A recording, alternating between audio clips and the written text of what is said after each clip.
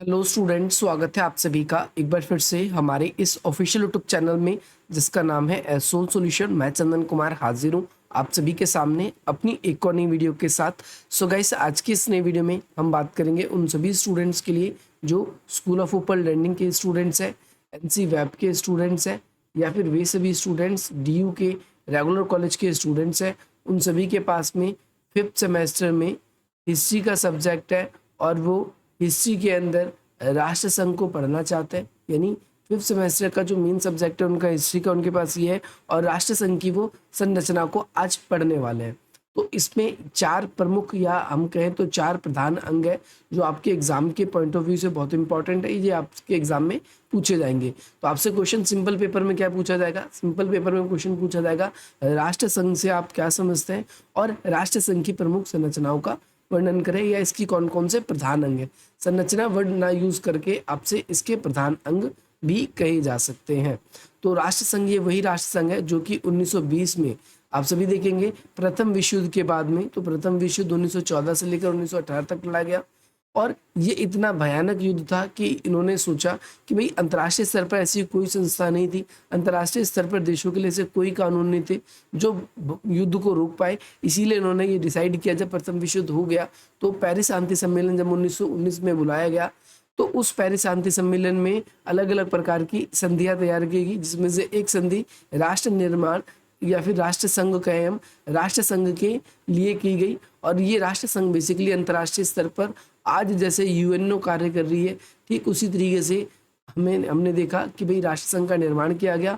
हालांकि ये second world war को रोक नहीं पाई। आप देखोगे 1920 में इसका निर्माण हुआ और 1939 से लेकर 1945 तक सेकेंड वर्ल्ड वॉर भी होता है, लेकिन इस वर्ल्ड वॉर को ये रोक नहीं पाती है। तो इसके प्रधान अंगों की बात करते हैं हम एक एक करके, जो आपके एग्जाम में सबसे इंपॉर्टेंट है।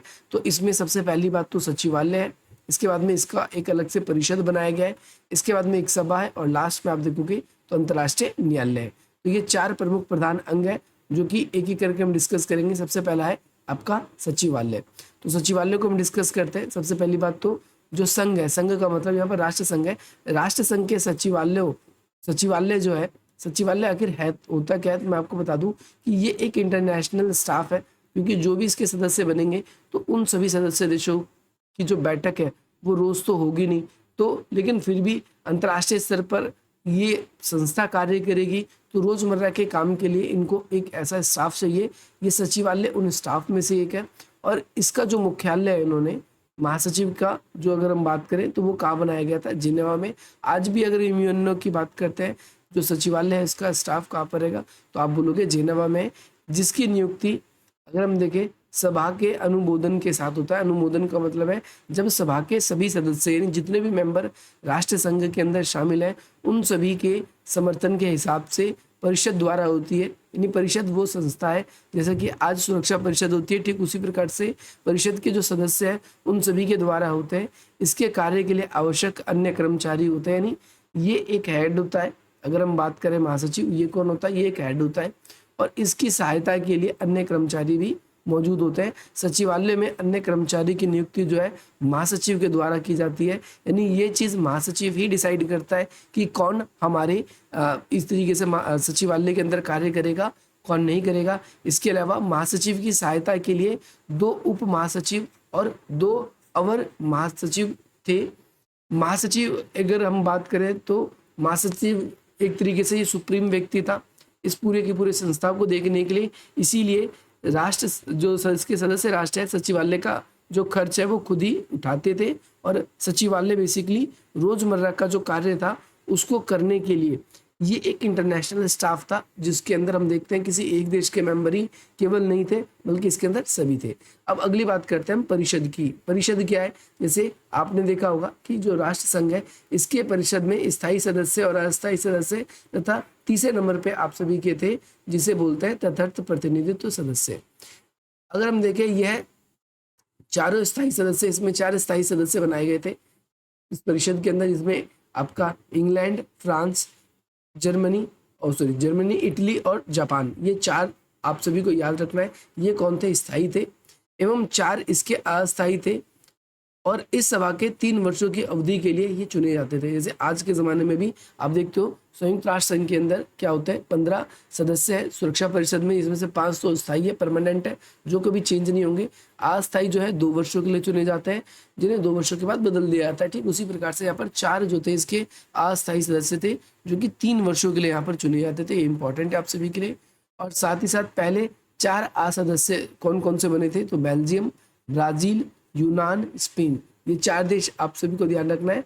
अमेरिका 5वां स्थायी सदस्य बनने को था, लेकिन अमेरिका की सीनेट ने जो है वर्साई की संधि को स्वीकार नहीं किया, क्योंकि वर्साई की संधि को काफ़ी हद तक बनाने में और उसे सपोर्ट करने में राष्ट्रसंघ की भूमिका थी। इसीलिए राष्ट्रसंघ के खिलाफ प्रस्ताव जो है अमेरिका की सीनेट यानी अमेरिका की संसद के अंदर पास हो जाता है, और फिर आगे चल के हम देखते हैं कि अमेरिका राष्ट्र संघ का सदस्य नहीं बनता है। अमेरिका जो है इससे अलग ही रहता है, तो आपको ध्यान रखना है अमेरिका इसके अंदर नहीं था। अभी तक हमने 2 तरह के सदस्य की बात कर ली, एक स्थायी सदस्य और ऐसे जो पहले 4 अस्थायी सदस्य बने थे। अब इसके बाद में परिषद का आरंभिक संयोजन के बाद में आगे चलकर अस्थायी सदस्य जो है इसकी संख्या जो है 4 से बढ़ाकर क्या कर दी गई, 6 कर दी गई। और आगे चलकर इसकी सदस्य जो है 1926 तक कितनी हो गई, 9 सदस्य की हो गई। जर्मनी भी संघ में शामिल हुआ और बाद में परिषद के पांचवा जो था वो क्या था, स्थायी सदस्य बन गया। तो 5वें नंबर पे स्थायी सदस्य कौन बना, वो जर्मनी बना।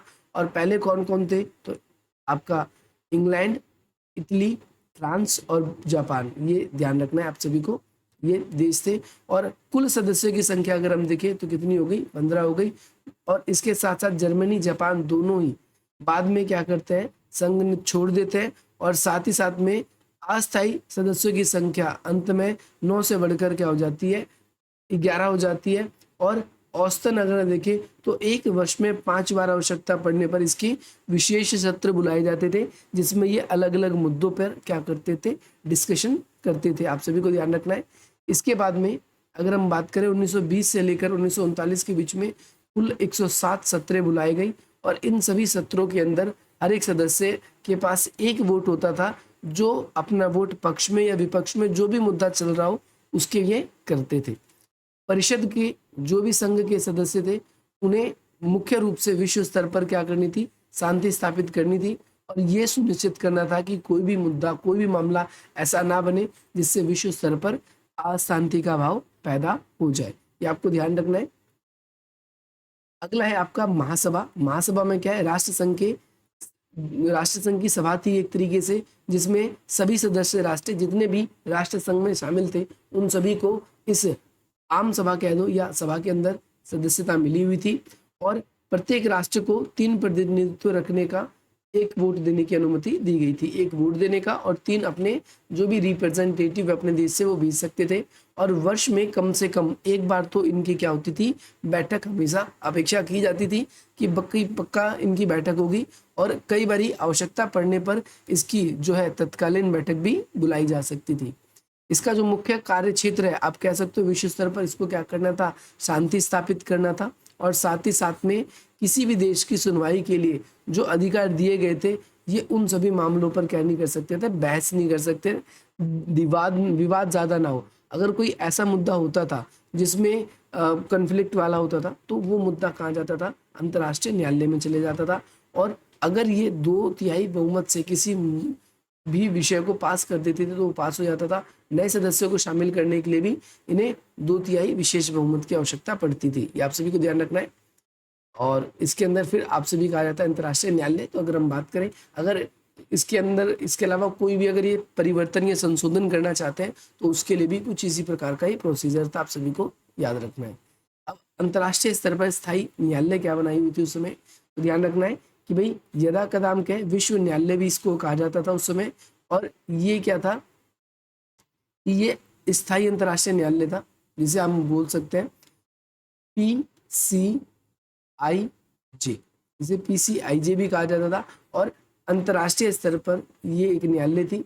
बेसिकली इसके अंदर 14 धाराएं थी और फरवरी 1922 में इसे लागू किया गया था। इसके अलावा अगर आप देखोगे जो अंतर्राष्ट्रीय परमानेंटली जो इसके मेंबर्स हैं, उसका अंतर्राष्ट्रीय न्यायालय का जो हेड ऑफिस है ये कहाँ पर था, 1922 में हैंग में बनाया गया। और इसने सबसे प्रारंभिक काम, सबसे पहला मसले की जो सुनवाई थी वो 1922 में करी थी। आप सभी को ध्यान रखना है 1922 से लेकर 1940 तक, यानी लगभग जो ये 18 साल तक रहा।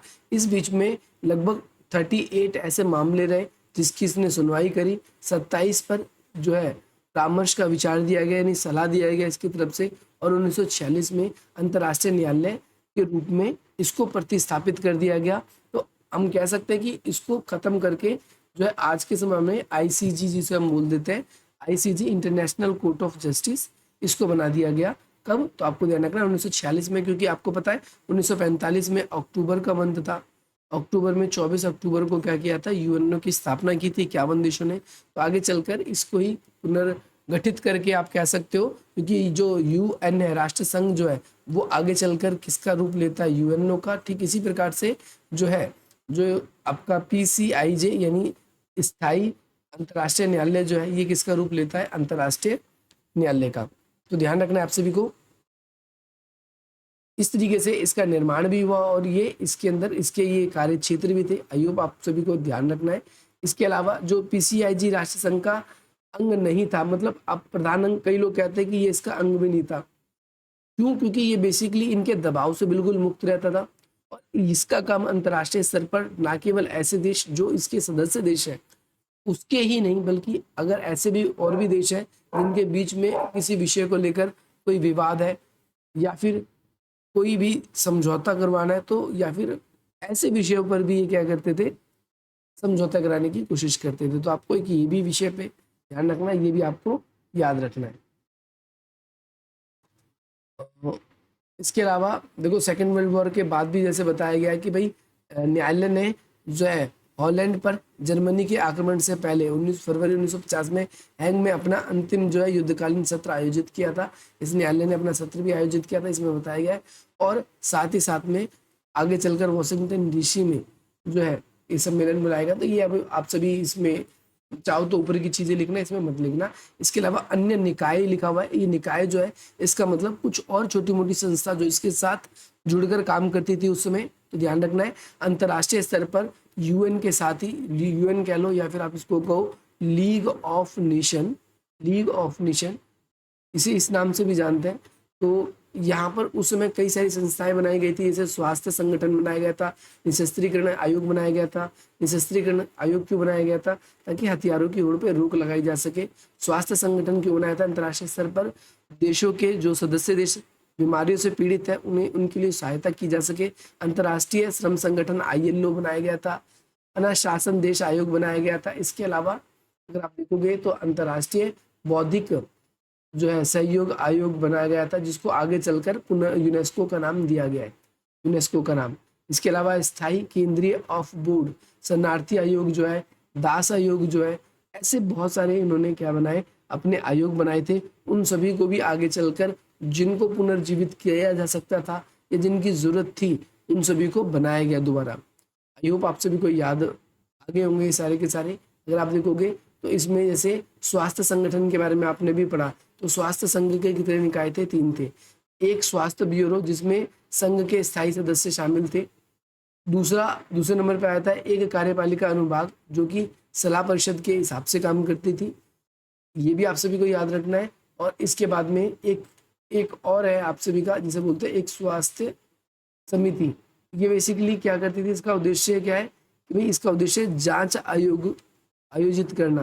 ये जांचों के लिए शिविरों का आयोजन करती थी, जिसका काम देशों पे नजर रखने के साथ साथ वहां पर होने वाली स्वास्थ्य की जो गड़बड़ी थी उन सबको भी देखना था। इसके अलावा इन्होंने कई जगहों पर मलेरिया, है ना, पित्त ज्वार, इससे बहुत सारी बीमारियां जो थी उन सभी को इन्होंने ठीक करने के लिए अभियान भी चलाए। तो आप सभी को ध्यान रखना है। 1919 में आईएलओ बनाया गया था। आईएलओ क्यों बनाया गया? ताकि युद्ध के समय में जो मजदूरों की बिल्कुल खराब हालत हो गई थी, तो भविष्य में मजदूरों के अधिकारों को सुरक्षित किया जा सके, इसके लिए आईएलओ का निर्माण किया गया। इस तरीके से और भी संस्थाओं के बारे में जिक्र किया गया है, लेकिन मैं आशा करता हूँ आपको ये वीडियो पसंद आई होगी। बाकी मैं आप सभी के लिए और भी वीडियोस बनाऊंगा। अगर आप लोगों को ये वीडियो पसंद आई तो आप इस वीडियो को लाइक करें, अधिक से अधिक मित्रों तक शेयर करें, हमारे चैनल को सब्सक्राइब करें। अगर आप लोग अभी तक हमारे चैनल से नहीं जुड़े हैं तो आप हमारे चैनल से भी जुड़ सकते हैं। बाकी डिस्क्रिप्शन बॉक्स में आपका लिंक दिया गया है, व्हाट्सअप पे आप हमसे कनेक्ट हो सकते हैं। व्हाट्सअप के लिए भी चैनल का जो लिंक है वो हमने आप लोगों को दे दिया है। इसके अलावा डिस्क्रिप्शन बॉक्स में आप सभी के लिए और भी कुछ सोशल मीडिया प्लेटफॉर्म्स के लिंक है, आप वहाँ पर भी हमें फॉलो कर सकते हैं, हमारे साथ जुड़ सकते हैं। बाकी मिलते हैं हम आप सभी से अपनी अगली वीडियो में। जय हिंद, जय भारत।